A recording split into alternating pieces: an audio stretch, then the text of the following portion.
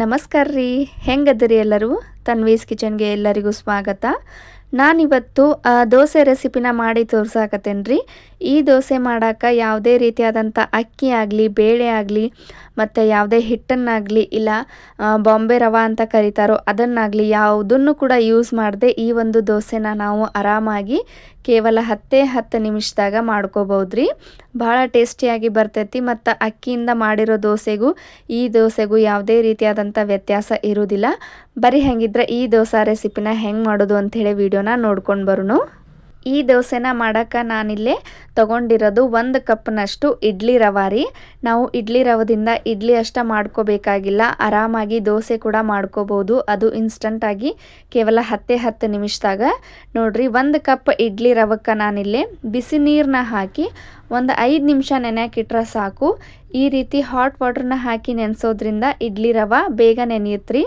ನೋಡಿರಿ, ಪೂರ್ತಿ ರವೆ ಎಲ್ಲ ಮುಳುಗಬೇಕು. ಆ ರೀತಿ ಬಿಸಿನೀರನ್ನ ಹಾಕಿ ನಾನಿಲ್ಲೇ ಒಂದು ಮುಚ್ಚಳನ ಮುಚ್ಚಿ 5 ನಿಮಿಷ ನೆನೆಯಾಕಿಡತ್ತೇನೆ. ಈ ಕಡೆ ಇಡ್ಲಿ ರವೆ ನೆನೆಯೋ ಮಟ್ಟ ಅದೇ ಕಪ್ನಾಗ ಅರ್ಧ ಕಪ್ನಷ್ಟು ಅವಲಕ್ಕಿನ ತಗೊಂಡು ಒಂದು 2-3 ಸಲ ಕ್ಲೀನಾಗಿ ತೊಳೆದು ಅದಕ್ಕೂ ಕೂಡ ಅವಲಕ್ಕಿಗೂ ಬಿಸಿನೀರನ್ನ ಹಾಕಿ ಒಂದು 5 ನಿಮಿಷ ನೆನೆಯಾಕಿಟ್ರೆ ಸಾಕು. ನೋಡಿರಿ, ಈ ರೀತಿ ಅವಲಕ್ಕಿ ಪೂರ್ತಿ ಮುಳುಗಬೇಕು. ಹಂಗೆ ಬಿಸಿನೀರನ್ನ ಹಾಕಿ 5 ನಿಮಿಷ ನೆನೆಯಾಕಿಡ್ರಿ. ನೋಡಿರಿ, ಬಿಸಿನೀರು ಹಾಕಿರೋದ್ರಿಂದ ಇಡ್ಲಿ ರವೆ ಪೂರ್ತಿಯಾಗಿ ನೆನೆದೈತಿ. ಇವಾಗ ಮೇಲೆ ನಿಂತಿರೋ ನೀರನ್ನು ನಿಧಾನವಾಗಿ ಸಪ್ರೇಟ್ ಮಾಡ್ಕೋಬೇಕಾಗ್ತೈತ್ರಿ. ನೋಡಿರಿ, ಇವಾಗ ನೀರನ್ನ ಸಪ್ರೇಟ್ ಮಾಡ್ಕೊಂಡೇನಿ. ಸ್ವಲ್ಪ ನೀರು ಉಳಿದೈತಿ, ಇಷ್ಟಿದ್ರೆ ನಡಿತೈತ್ರಿ, ಏನೂ ತೊಂದರೆ ಇಲ್ಲ. ಇವಾಗ ಈ ಇಡ್ಲಿ ರವೆನ ಒಂದು ದೊಡ್ಡ ಮಿಕ್ಸಿ ಜಾರ್ ಒಳಗೆ ಪೂರ್ತಿ ಟ್ರಾನ್ಸ್ಫರ್ ಮಾಡ್ಕೋಬೇಕ್ರಿ. ಈ ದೋಸೆ ಎಷ್ಟು ಟೇಸ್ಟಿಯಾಗಿ ಬರ್ತೈತೆ ಅಂದ್ರೆ ಒಂದು ಸರ್ತಿ ನೀವು ಈ ದೋಸೆನ ಮಾಡ್ಕೊಂಡು ತಿಂದ್ರಿ ಅಂದ್ರೆ ನೀವು ಇಡ್ಲಿ ರವಾನ ದೋಸೆ ಮಾಡೋಕೆ ಯೂಸ್ ಮಾಡ್ತೀರಿ. ಅಷ್ಟೊಂದು ರುಚಿಯಾಗಿ ಮತ್ತು ಪರ್ಫೆಕ್ಟಾಗಿ ಬರ್ತೈತ್ರಿ. ನೋಡಿರಿ, ಪೂರ್ತಿಯಾಗಿ ಇಡ್ಲಿ ರವಾನ ನಾನು ಮಿಕ್ಸಿ ಜಾರ್ಗೆ ಟ್ರಾನ್ಸ್ಫರ್ ಮಾಡ್ಕೊಂಡಿದ್ದಾಯಿತು. ಇವಾಗ ನಾವು ನೆನೆಸಿಟ್ಟಿರುವಂಥ ಅವಲಕ್ಕಿನೂ ಪೂರ್ತಿಯಾಗಿ ನೆಂದೈತಿ. ಸ್ವಲ್ಪ ನೀರು ಜಾಸ್ತಿ ಆಗಿದ್ದರಿಂದ ನೀರನ್ನ ಸಪ್ರೇಟ್ ಮಾಡ್ಕೊಳ್ಬೇಕಾಗ್ತೈತಿ. ಈ ರೀತಿ ನೀರನ್ನ ಶೋಧಿಸ್ಕೊಂಡಿಂದ ನಾವು ನೆನೆಸಿರುವಂಥ ಅವಲಕ್ಕಿ ಕೂಡ ಈ ಮಿಕ್ಸಿ ಜಾರ್ ಒಳಗೆ ಹಾಕಿ ಮಿಕ್ಸಿ ಮಾಡ್ಕೊಳ್ಬೇಕ್ರಿ. ಈ ದೋಸೆನ ಮಾಡೋಕೆ ಬೇಕಾಗಿರೋದು 3 ಪದಾರ್ಥ. ಒಂದು ಇಡ್ಲಿ ರವೆ, ಅವಲಕ್ಕಿ, ಮತ್ತು ನಾವು ಇಡ್ಲಿ ರವೆ ಯಾವ ಕಪ್ ಒಳಗೆ ತೊಗೊಂಡಿದ್ದೀವಲ್ಲ ಅದೇ ಕಪ್ನಾಗ ಅರ್ಧ ಕಪ್ ಆಗುವಷ್ಟು ಮೊಸರನ್ನ ನಾನಿಲ್ಲೇ ತೊಗೊಳಕತ್ತೇನೆ ರೀ. ಯಾವುದೇ ರೀತಿಯಾದಂಥ ಮೊಸರಾದರೂ ನಡಿತೈತಿ, ಹುಳಿ ಇರಬಾರ್ದು ಅಂತೇನಿಲ್ಲ, ಸ್ವಲ್ಪ ಹುಳಿ ಇದ್ದರೂ ನಡಿತೈತ್ರಿ. ನೋಡಿರಿ, ಇವಾಗ ಇವು 3 ಇಂಗ್ರೀಡಿಯೆಂಟ್ಸ್ನ ಹಾಕಿ ನಾವು ಅಗದಿ ಸಣ್ಣಗೆ ಪೇಸ್ಟ್ ಹಾಕಬೇಕ್ರಿ. ತರಿಯಾಗಿ ಇರಬಾರ್ದು. ಆ ರೀತಿ ಇದನ್ನು ಮಿಕ್ಸಿ ಮಾಡ್ಕೊಂಡು ಬರಬೇಕ್ರಿ. ನೋಡಿರಿ, ಈ ರೀತಿ ನೈಸಾಗಿ ಪೇಸ್ಟ್ ಆಗಬೇಕು. ಇವಾಗ ಇದನ್ನು ನಾನು ಒಂದು ದೊಡ್ಡ ಪಾತ್ರೆಗೆ ಟ್ರಾನ್ಸ್ಫರ್ ಮಾಡ್ಕೊಳಕತ್ತೇನೆ ರೀ. ಪೂರ್ತಿ ಹಿಟ್ಟನ್ನು ಇದೇ ರೀತಿ ಟ್ರಾನ್ಸ್ಫರ್ ಮಾಡಿಕೊಂಡು ಇವಾಗ ಇದಕ್ಕೆ ನಾವು ಏನೋ ಹಾಕೋ ಅಗತ್ಯ ಇಲ್ಲ ಮತ್ತು ಸೋಡಾನೂ ಹಾಕಬೇಕಂತಿಲ್ಲ. ಇನ್ಸ್ಟಂಟಾಗಿ ಮಾಡ್ಕೋಬೋದ್ರಿ. ಇದನ್ನು ಹಿಟ್ಟನ್ನು ನೆನೆಸ್ಬೇಕಂತೇನಿಲ್ಲ. ಸ್ವಲ್ಪ ರುಚಿಗೆ ಎಷ್ಟು ಬೇಕೋ ಅಷ್ಟು ನೋಡಿಕೊಂಡು ಉಪ್ಪನ್ನು ಸೇರಿಸ್ಕೊಂಡು ಇದನ್ನು ಒಂದು ಸರ್ತಿ ನೀಟಾಗಿ ಈ ರೀತಿ ಮಿಕ್ಸ್ ಮಾಡಿಕೊಂಡು ನಾವು ಆರಾಮಾಗಿ ದೋಸೆನ ಮಾಡ್ಕೋಬೋದ್ರಿ. ನೋಡಿರಿ, ಎಷ್ಟೊಂದು ಈಸಿಯಾಗಿ ನಾವು ಇಡ್ಲಿ ರವಾನ ಯೂಸ್ ಮಾಡಿಕೊಂಡು ಇನ್ಸ್ಟಂಟಾಗಿ ದೋಸೆನ ಮಾಡ್ಕೋಬೋದು ಅಂತೇಳಿ. ಈ ರೀತಿ ಹಿಟ್ಟನ್ನು ನೀಟಾಗಿ ಮಿಕ್ಸ್ ಮಾಡಿಕೊಂಡು ಈ ಕಡೆ ಸ್ಟವ್ ಮೇಲೆ ದೋಸೆ ತವಾನ ಕಾಯೋದಕ್ಕಿಟ್ಟು ದೋಸೆ ತವ ಕಾದಿಂದ ಒಂದು ಸ್ವಲ್ಪ ನೀರನ್ನ ಚಿಮುಕಿಸಿ ಒಂದು ಕಾಟನ್ ಬಟ್ಟೆ ತೊಗೊಂಡು ಒರೆಸ್ಕೊಂಡು ನೀಟಾಗಿ ಈ ರೀತಿ ದೋಸೆನ ಹಾಕೊಂಡ್ರೆ ಮುಗೀತ್ರಿ. ದೋಸೆ ರೆಡಿ ಆಗುತ್ತೆ. ನೋಡಿರಿ, ಇವಾಗ ನಾನು ಫಸ್ಟು ಒಂದು ಸಣ್ಣ ದೋಸೆನ ಹಾಕಿ ತೋರ್ಸಾಕತ್ತೇನಿ. ದೋಸೆ ಹಂಚಿಗೆ ಅಂಟಂಗಿಲ್ಲ, ಏನಿಲ್ಲ, ಎಷ್ಟು ಪರ್ಫೆಕ್ಟಾಗಿ ದೋಸೆ ಬರ್ತೈತೆ ಅಂಥೇಳಿ ನೀವೇ ನೋಡ್ತೀರಿ. ನಾನು ಮಿಕ್ಸಿ ಮಾಡ್ಕೊಳ್ಬೇಕಾದ್ರೆ ಒಂದು ಸ್ವಲ್ಪ ರವೆ ತರಿಯಾಗಿ ಹಂಗೆ ಉಳಿದೈತ್ರಿ. ನೀವು ಅಗದಿ ನೈಸಾಗಿ ಈ ಪೇಸ್ಟ್ನ ಮಾಡಿಕೊಂಡ್ರೆ ದೋಸೆ ಇನ್ನೂ ಪೂರ್ತಿಯಾಗಿ ಸೂಪರಾಗಿ ಬರ್ತೈತ್ರಿ. ನೀವು ಒಂದು ಸರ್ತಿ ಟ್ರೈ ಮಾಡಿ ನೋಡಿರಿ.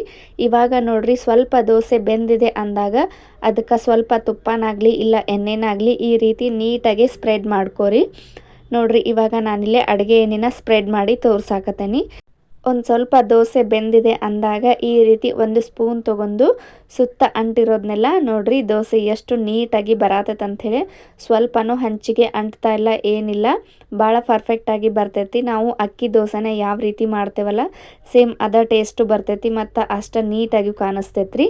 ಇದು ಒಂದು ಸ್ವಲ್ಪ ಕಲರು ಕಡಿಮೆ ಬರ್ತೈತಿ. ನಿಮ್ಗೆ ಇನ್ನೂ ಕಲರ್ ಜಾಸ್ತಿ ಬೇಕಂದ್ರೆ ನೀವು ಸ್ವಲ್ಪ ಸಕ್ಕರೆನ ಹಾಕಿ ಈ ದೋಸೆನ ಮಾಡ್ಕೋಬೋದ್ರಿ. ಭಾಳ ಟೇಸ್ಟಿಯಾಗಿ ಬರ್ತೈತಿ. ನೋಡತ್ತಿರ್ಬೋದು ನೀವು, ಸ್ವಲ್ಪನೂ ಹಂಚಿಗೆ ಅಂಟಿಲ್ಲ, ಏನಿಲ್ಲ, ಭಾಳ ಪರ್ಫೆಕ್ಟಾಗಿ ದೋಸೆ ಬಂದೈತ್ರಿ. ಸ್ವಲ್ಪ ದೋಸೆ ಗರಿ ಗರಿಯಾಗಿ ಬೇಕು, ಕ್ರಿಸ್ಪಿಯಾಗಿ ಬೇಕು ಅಂತಂದ್ರೆ ನೀವು ಇದಕ್ಕೆ 2-3 ಟೀ ಸ್ಪೂನಷ್ಟು ಬಾಂಬೆ ರವಾನ ಹಾಕಿ ಮಿಕ್ಸ್ ಮಾಡಿಕೊಂಡು ದೋಸೆ ಮಾಡ್ಕೊಂಡ್ರೆ ಗರಿ ಗರಿಯಾಗಿ ದೋಸೆ ಬರ್ತೈತ್ರಿ. ನೋಡ್ರಿ, ಇವಾಗ ನಾನು ಇನ್ನೊಂದು ಸ್ವಲ್ಪ ಸೈಜ್ನಲ್ಲಿ ದೊಡ್ಡ ದೋಸೆನ ಹಾಕಿ ನಿಮ್ಗೆ ತೋರ್ಸಾಕತ್ತೇನಿ. ನೀವ ನೋಡತ್ತಿರ್ಬೋದು ದೋಸೆ ಎಷ್ಟು ಪರ್ಫೆಕ್ಟಾಗಿ ಬರತೈತೆ ಅಂಥೇಳಿ. ಈ ದೋಸೆನೂ ಕೂಡ ಸ್ವಲ್ಪನೂ ಹಂಚಿಗೆ ಅಂಟ್ತಾ ಇಲ್ಲ. ಸೇಮ್ ನಾವು ಅಕ್ಕಿ ದೋಸೆನ ಯಾವ ರೀತಿ ಮಾಡ್ತೇವಲ್ಲ ಈ ದೋಸೆನೂ ಅದ ಸೇಮ್ ಬರ್ತೈತ್ರಿ ಮತ್ತು ಟೇಸ್ಟು ಅಷ್ಟು ಚೆನ್ನಾಗಿರ್ತೈತಿ. ನೋಡ್ರಿ, ಇವಾಗ ದೊಡ್ಡ ದೋಸೆನ ಹಾಕಿ ಸ್ವಲ್ಪ ದೋಸೆ ಬೆಂದಿದೆ ಅಂದಾಗ ಈ ರೀತಿ ಸ್ವಲ್ಪ ಎಣ್ಣೆನ ಸ್ಪ್ರೆಡ್ ಮಾಡ್ಕೊಂಡು ದೋಸೆನ ಮಾಡ್ಕೊಂಡ್ರೆ ಆಯಿತು.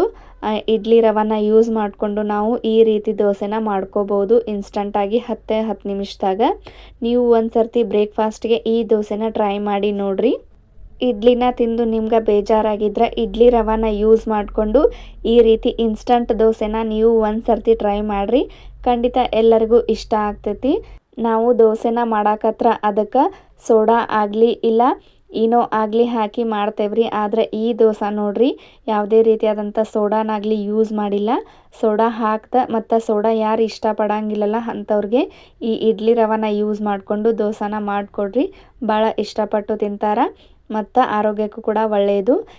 ಈ ದೋಸೆ ರೆಸಿಪಿ ನಿಮ್ಗೆ ಇಷ್ಟ ಆಗಿದ್ರೆ ಗೊತ್ತಲ್ಲ ಎಲ್ರಿಗೂ ಚಾನಲ್ನ ಸಬ್ಸ್ಕ್ರೈಬ್ ಮಾಡ್ಕೊರಿ, ಹಂಗೆ ಸಪೋರ್ಟ್ ಮಾಡಿರಿ.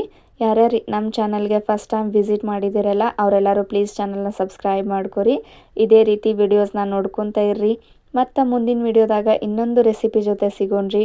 ಎಲ್ಲರಿಗೂ ಟೇಕ್ ಕೇರ್ ಆಫ್ ಆಲ್. ಬಾಯ್ ರೀ.